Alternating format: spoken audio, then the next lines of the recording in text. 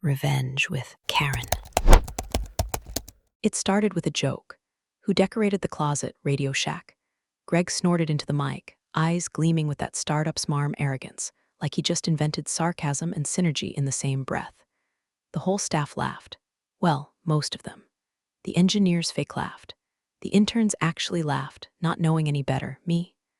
I just stared at the glowing rack of servers I'd nursed like a colicky child for 8 goddamn years, thought this is the moment the idiot pressed detonate on his own career. He was our new CFO. Greg Darnell came in 3 weeks ago with a jawline sharp enough to slice deli meat and a resume laminated in buzzwords. Transformation, optimization, capital fluidity. Real Silicon Valley thesaurus trademark energy. The board loved him because he used phrases like margin velocity and wore brown leather loafers without socks, kind of guy who smells like oat milk cologne and thinks AI stands for aggressive innovation.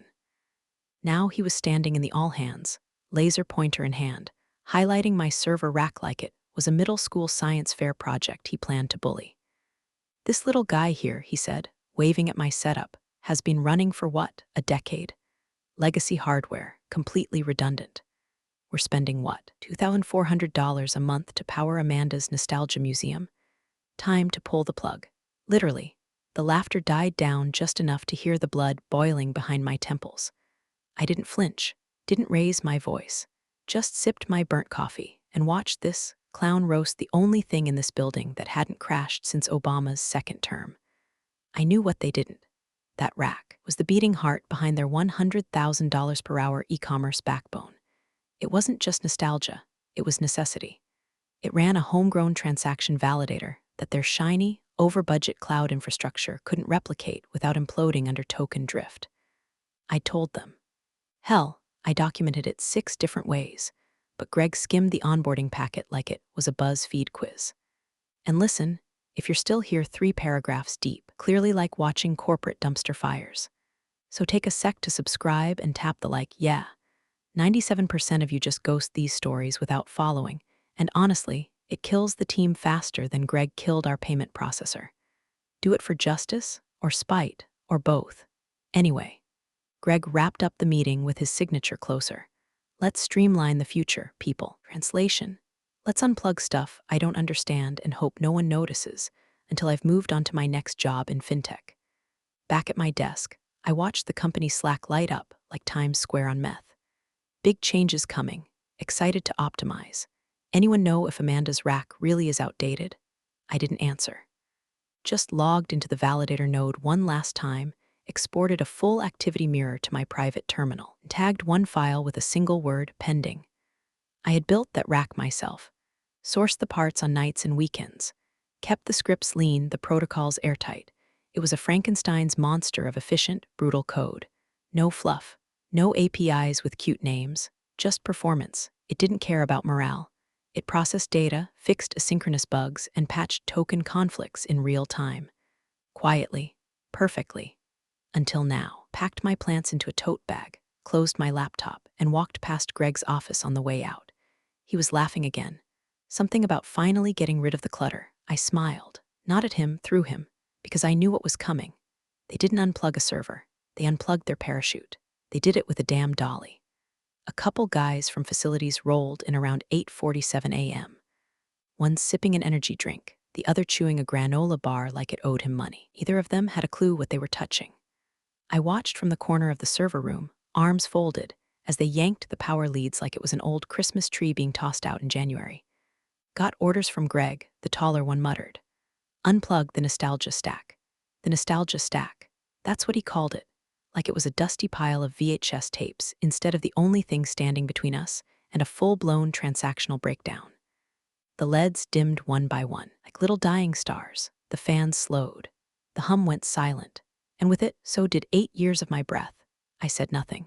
Not even when they bumped the frame into the door on the way out like amateurs moving a Craigslist couch. I just stared, letting the silence hang in my throat like a shot of motor oil. My fists were in my pockets to keep from shaking. Not from fear, from restraint. Because if I opened my mouth, someone was getting verbally incinerated. That wouldn't serve the plan. I had already started the plan. Night before, while Greg was probably polishing his PowerPoint transitions and watching YouTube videos about executive presence. I'd been quietly crafting a secure data capsule on a thumb drive with a biometric lock. That drive held the validator override keys, backend recovery scripts, and a beautifully annotated ledger of every system-level change I'd ever implemented. Last line I typed was a single command: initiate failsafe protocol 9x echo. It didn't execute anything. Yet, it just waited. I also drafted a brief message to legal, nothing threatening, nothing aggressive, just documentation. The kind of email that gets archived and ignored, until suddenly it isn't. At 9:22 a.m., I walked to my desk, grabbed my coffee mug, a folder of onboarding forms, and a single red envelope marked if found. Please return to Amanda N. Inside was a dead USB stick from 2014 and a paperclip, just enough to confuse someone if they got curious. I told Tanya from HR I'd be working remotely for a few days. No drama, no explanation. She blinked a few times, clearly unsure if I was being laid off or promoted. I didn't clarify. I took the back stairwell down. Same one I used when the site went live for the first time. Back when we were 6 people and a dream, and the server rack was 2 crates and a fan I bought from Home Depot. Back when people gave a damn. Back then, I used to carry that rack up and down the stairs when we moved buildings. Now they wheeled it out like junk, but I wasn't panicking. Panic is a luxury for people who don't have a plan. I had one. I had it for months. Because when you've watched 3 CEOs come and go, seen a dozen restructurings, budget freezes, ransomware scare, and Greg's kind of smug nepotism in 6 flavors, you learn. You don't scream, you don't argue, you wait. At home, I booted up the Mirror node. My node.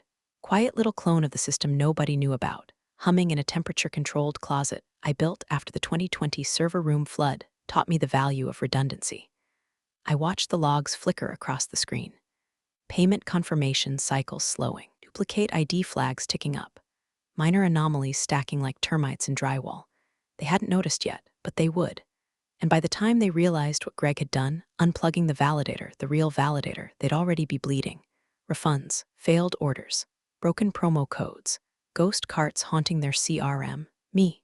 I'd be sipping tea, waiting for the knock, not because I wanted it, but because they would need it, bad. It started like all tech meltdowns do, quiet, irritating, and conveniently someone else's fault. 2 days after the rack was wheeled out like a busted jukebox, the first ticket hit the help desk queue. A customer reported getting double refunds for a single canceled order. Then another. Then 6 more, all different regions, all within a 2-hour window. Refund queue backed up like a clogged toilet, but no alarms sounded yet, just mild concern and the usual vendor shrug. Our outsourced IT team, a bunch of smug bastards halfway across the country with synergy in their job titles, called it regional congestion. Said it was a DNS issue, maybe latency from a failover node syncing improperly. Their fix: purge the session cache and restart the microservice. Classic tech support bingo. Meanwhile, the order queue started throwing errors like a slot machine with a grudge. Transactions stuck in processing. Payment tokens timing out. Customers refreshing for hours, then giving up and buying somewhere else. But the cloud dashboard still said operational, which is corporate speak for don't look behind the curtain. In the morning stand-up, Greg popped into the Zoom call with a fresh haircut and that same teeth-whitening strip smile. So, we had a little turbulence, but all systems are go, right? Then he laughed. Maybe someone should just reboot the cloud. I watched it from my kitchen table, earbuds in, feeding my dog the crust from my toast. Greg's voice sounded like cheap whiskey mixed with a drum circle. Every syllable made me want to set fire to a fiber cable. He didn't know. Not yet. See, what Greg never understood, what none of them did, was that the server rack hadn't just run the validator. It corrected it.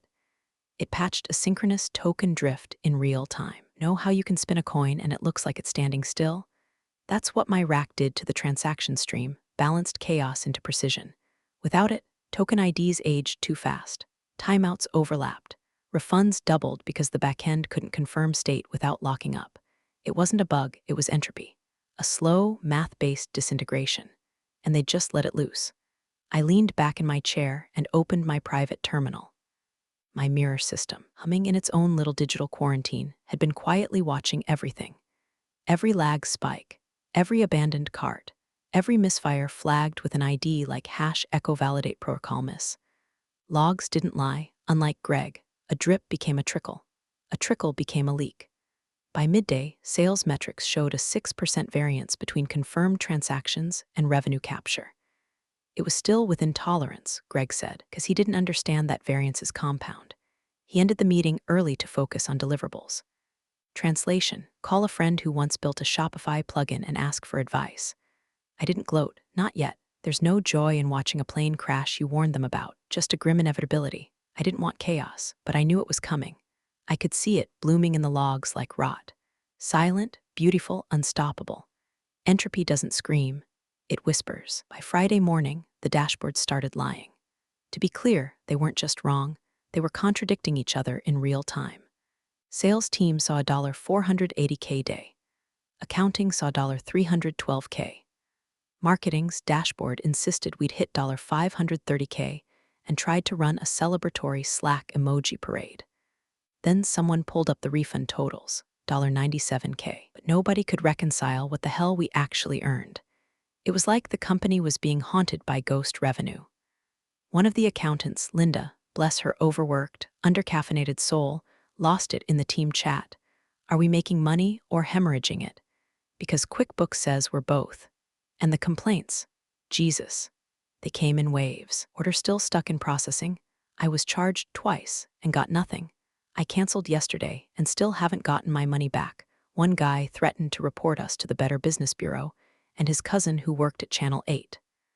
I bookmarked that one for later. Seemed like a man of action. Then came the dev ticket that lit the fuse. A junior developer named Ethan, fresh out of college, still believed management read documentation, and a detailed report to engineering, flagged red and labeled urgent. I read the whole thing from my mirror system while sipping lukewarm coffee. Token loop mismatch. His exact words: it looks like the backup validator isn't compensating for a synchronous token delay. The timestamps are diverging too fast. We're stacking orders before we close the prior ones, basically creating digital echo transactions that don't finalize properly. It was beautiful, poetic, accurate. It was also his last act as an employee. Greg, in his infinite wisdom and insecure jaw-clenching panic, fired him on the spot, said he was spreading unnecessary drama and disrupting morale with theoretical panic. No severance, no HR rep present, just a digital pink slip and a Slack message that said, "Thanks for your service, Ethan." I watched it unfold. Ethan's access revoked. His email signature blanked. Just like that, another loose thread snipped before it could unravel the quilt Greg was using to tuck in his ego. That's when I sent the email. No name, no threat. Just a soft, sweet little note to the legal team, routed through a secure third-party relay, Protocol Echo 9. Reference lines 45 to 78 in Validator Patch Notes v2.7b. Suggested reading timeline, immediate. Short, surgical, just enough to spook a lawyer into digging. Protocol Echo 9 wasn't public knowledge. It was an internal patch reference I buried in the infrastructure manual 3 years ago, detailing the exact scenario we were now living through. A failsafe for token drift, failures in the absence of real-time synchronous correction. ACA, what happens when you unplug my damn server? I didn't want to burn the place down. But legal's job is to fear the smell of smoke. By close of business, half of engineering was in triage mode. The sales team was asking for manual overrides, and Greg was offsite, taking calls. Probably stress Googling things like how to diagnose cloud failures and is junior dev sabotage real. He wouldn't find an answer, because the answer was me, and I hadn't even touched a damn thing. The emergency meeting invite came in at 7:58 a.m. on a Saturday. Subject line: Sparkle's Q2 system sync touchpoint Sparkles, which is Greg speak for "Oh God, the plane is on fire," and I just taped over the altimeter with a smiley face sticker. 12 people joined the Zoom. Only 2 turned their cameras on. Everyone else looked like they'd either been crying or calculating how long they could coast on severance. Greg, of course, looked like he'd just applied under-eye concealer and practiced his lines in front of a ring light. "Okay, team," he began, flashing that used car grin. "I know there's been some noise around the transaction pipeline, but I want to assure everyone this is minor turbulence. Routine even." He said routine like we were just cleaning out fridge odors, not hemorrhaging revenue like a gut-shot racehorse. "I've already reached out to our cloud partners, and PR is drafting messaging. We'll lead with transparency and ownership. Translation, we're going to lie as vaguely as possible and hope no one checks the math. Then came the kicker. As for the validator logs, engineering's on it. We've got backups of backups. It's just a visibility hiccup. My phone vibrated. A former colleague, Sarah from backend, texted, "You locked it, didn't you?" I didn't reply. Not because I didn't want to, but because there was nothing to say. She knew. They all knew now. Greg was bluffing like a man playing poker with Uno cards. See, those validator logs. The ones showing where the payment flow was rupturing, where refunds were triggering without corresponding charge closures. They were tied, by design, to a secure encrypted certificate. And that cert was tied to my fingerprint, and a passphrase so weirdly specific no AI could guess it if you gave it a century and a whiteboard.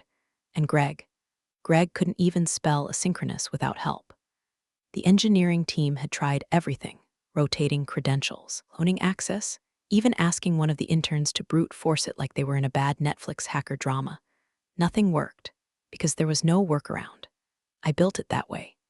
After that time in 2019, when Jenkins deleted a month's worth of sales logs and Greg's predecessor tried to pin it on legacy code, I promised myself, never again, so I documented it, encrypted it, and kept the real keys offsite, synced only to one isolated terminal.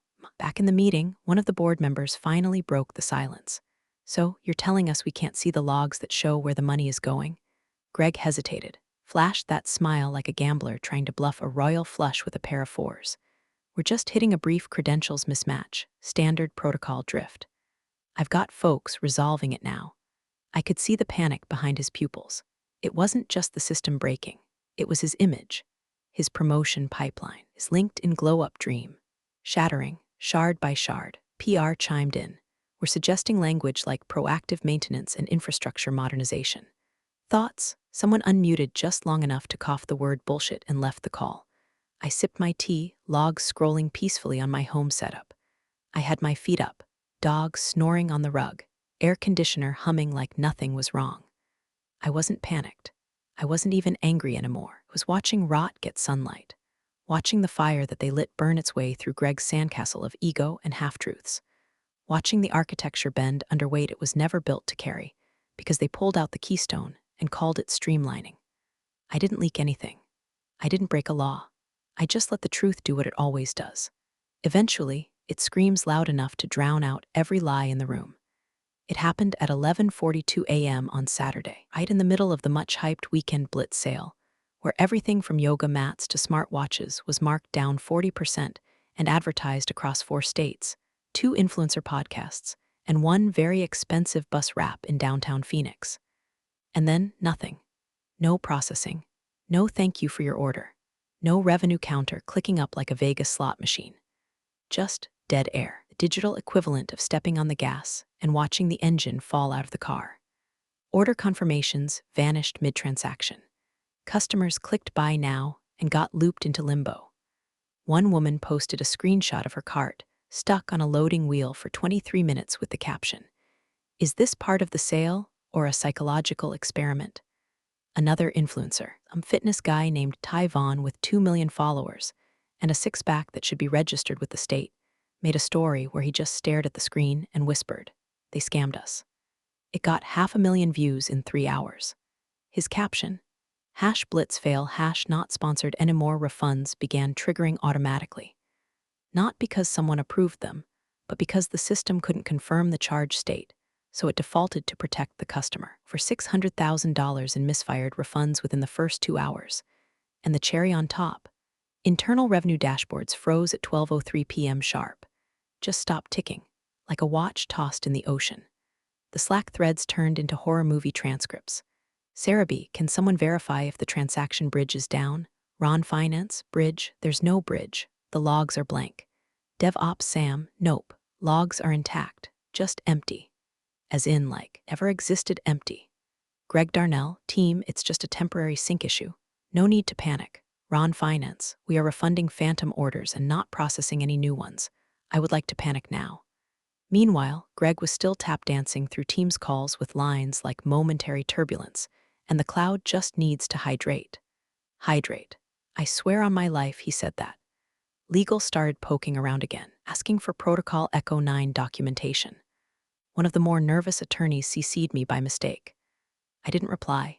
No need to, because that afternoon at 1:27 p.m., I got a text from Miguel, one of the few decent ones who stayed in engineering after the last layoffs. No greeting, no pleasantries. Just, did you know this was coming? I stared at it for a long second. Then typed exactly 3 words. They unplugged it. That was it.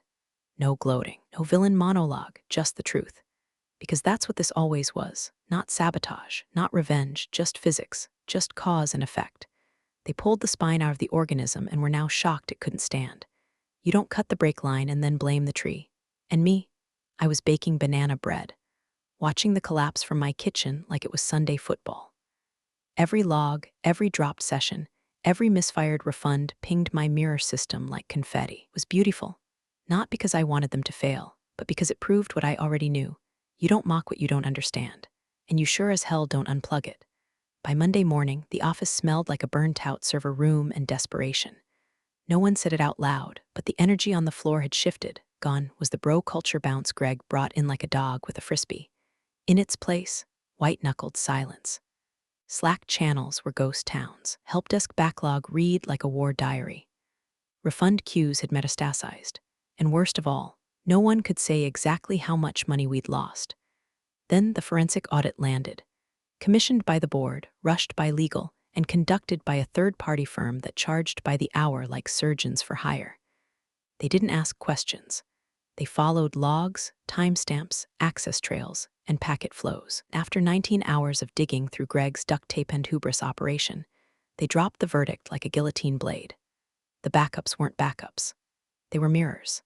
And not even complete mirrors, partial, cloud-synced image nodes that required real-time validation to function. Which meant that the moment Greg unplugged the original rack, the only source of master-side timestamp correction, all those shiny new systems had been flying blind. Token drift had crept in almost immediately. At first by milliseconds, then by seconds, then by fatal mismatches. Orders were authorized against expired tokens. Refunds were issued for transactions that didn't technically exist. Carts duplicated, charges looped. By the time they realized the data wasn't just bad, it was radioactive. But the worst part, the system had been compensating for years. Quietly, manually, line by line. By me. Forensic team uncovered it in the logs. Daily entries, timestamp corrections, and fail-safe patches pushed manually under an admin key labeled A. Norris Ovid. No cron jobs, no scripts, just a woman and her terminal. Day in, day out, patch. Validate, confirm, repeat. I never bragged about it, never even put it in my KPIs, because I wasn't doing it for recognition. I was doing it because it had to be done. And Greg, he finally got it. Late that night, well past what HR would consider working hours, he was caught pacing the empty office barefoot in a white dress shirt stained with something that looked like panic sweat and coffee. One of the IT guys, Jules, saw him through the glass conference room wall, just standing there, holding one of the old backup drives like it might whisper an answer if he gripped it hard enough. And then he said it, quietly, to no one, maybe to God, maybe to the vending machine. Unplugged the validator. The IT guy didn't respond, just watched him crumble, because that's what this was now, a slow, involuntary collapse of a man who finally realized the thing he'd mocked was the only thing that had kept him propped up. Later that week, legal unearthed my documentation. 3 years of emails, internal memos, slide decks with titles like Validator Architecture Limitations under Token Load, and the case for a hybrid redundancy layer, each stamped, dated, and followed by either no response or deprioritized for Q4. One email in particular stood out. To Greg Darnell subject. Critical validator dependency sent. March 3, 11:14 a.m. Greg, just flagging again that the cloud mirrors aren't independently validated. If the primary node is disabled, token desync will spiral. Please confirm we're aligned on continuity strategy before any infrastructure decommissioning. Amanda N., status, marked as read. Never replied. No one could save him now, and I didn't have to lift a finger. The call didn't come from the CEO. It came from Rachel, their crisis PR fixer. Cool voice. Manhattan zip code. The kind of woman who could stop a media leak with one hand and ruin a man's NDA with the other. She left a voicemail so polite it practically curtsied, asking if I'd be open to a confidential conversation regarding a strategic advisory opportunity. Translation: the house is on fire, and you're the only one who remembers where the extinguisher is." I didn't respond right away. I finished my coffee, took the dog for a walk, watched the sun rise like it owed me interest, let them marinate. Then I replied with an email that contained no greeting, no fluff. As terms, 3-month retainer, paid in full up front. Full administrative access, no oversight. I pick my own hours, my own tools, and who I do or don't speak to. Greg Darnell is removed publicly by Monday. No leave of absence, no transitioning roles. I want his badge deactivated and his Slack profile grayed out before I plug in a single goddamn cord. 4 hours later, the contract came through. Signed, sealed, every line approved. Didn't even negotiate. Just added a line that said, "Welcome back, Amanda." Thank you, pathetic. The next morning, I arrived at 8:01 a.m. Not because I had to, just because I knew the early crowd would see it. Same parking spot, same boots, same ID badge, only now it buzzed with a different weight. I scanned in, stepped into the lobby, and felt it, the hush. That weird, loaded silence that follows a storm. The kind that tastes like coffee, breath, and dread. No one said a word. A few engineers nodded awkwardly. Some avoided eye contact entirely. HR peeked through their glass terrarium like I was a saber-toothed tiger roaming through the cubicles. Even Tanya, the receptionist who once complimented my scarves for 3 years straight, just blinked and looked away. I didn't blame them. I walked past Greg's old office. Empty. The blinds drawn, the chair spun backward, a half-drunk protein shake still sweating on the desk. His nameplate was gone. Just a faint rectangle where it used to be, like a tombstone someone tried to scrub clean.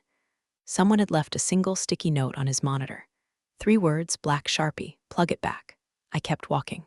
Straight to the server room, my server room, the one they'd converted into multi-purpose storage after gutting the rack. I unlocked the cage, smelled the faint tang of metal and memory. Everything was right where I'd left it, just unplugged, like a cathedral with no choir. I knelt down, slid the power connector into place, and felt it hum beneath my hand. No big speech, no announcement, no slow clap from the engineers, just fans spinning up, lights blinking in steady, knowing rhythm. The validator node syncing with my mirror system like 2 old friends shaking hands after a long silence. I checked the logs, tokens aligned, drift corrected, refund queue halted, sales queue rebalanced. Didn't take hours, it took minutes, like it had been waiting the whole time. I stood up, dusted off my palms, and walked out without a glance back. And that was it. No banners, no applause, just restoration, precision, and the quiet satisfaction of watching something broken bend back into place because I said so. The validator came online at 8:19 a.m. No ceremony, no countdown. Just a soft click, a blink of LEDs, the slow return of the hum that used to lull me through long nights of crisis management. Within 90 seconds, the mirror nodes recognized the re-established authority. Within 5 minutes, the token drift corrected itself across all layers. And by the 10-minute mark, the sales engine began to breathe again. Live transactions flowed like water over unclogged pipes. Refund queues, bloated and snarling for days, thinned like smoke in open air. The confirmation loop, dead since Saturday, lit back up with surgical precision. It didn't just work, it obeyed. The system didn't need fixing. It needed reminding. And now it remembered who built it. Upstairs, the board must have seen the metrics update in real time because someone leaked a screenshot of the internal revenue dashboard to a private Slack thread labeled Q3 Miracle. An entry stood out. Subject: Pretty Dacre saves Q3 from Ron Finance body. She didn't even reboot it. She just plugged it back in. Holy F. The email made the rounds, fast. Someone added it to a meme with Greg's face photoshopped onto a Roomba under the caption "Streamlined this." By noon, Greg's access was revoked. His calendar wiped. A brief statement was sent company-wide, effective immediately. Greg Darnell has been relieved of his duties as Chief Financial Officer. We wish him the best in his future endeavors. There was no Zoom call, no farewell email, no fruit basket, just a vacuum where ego used to be. Some say he tried to frame the collapse on vendor negligence before legal showed him the patch logs with his digital signature approving the unplug order. Others say he broke down in the parking lot, screaming into his AirPods about cancel culture for CFOs. Doesn't matter, he unplugged it. That's all anyone remembers. And me, I stayed late. Not for the company, not for glory, just to sit with it one last time. Server room B, the walls still lined with that awful beige paint, was back to its usual glow, rows of lights blinking their Morse code lullaby. I pulled a folding chair from the hallway, set my thermos down on the floor, and just sat there. No one disturbed me. No one dared. I sipped my coffee. It had gone lukewarm, but I didn't care. The validator thrummed beside me like a living thing, perfectly calibrated, reunited with the grid it had been denied. Blameless, brutal, brilliant, and I said nothing. Because there was nothing left to say. He thought it was decoration. I knew it was detonation. Thanks for joining the fun, you office survivors. Subscribe for more switch-flicking drama. Let's make your former coworkers sweat.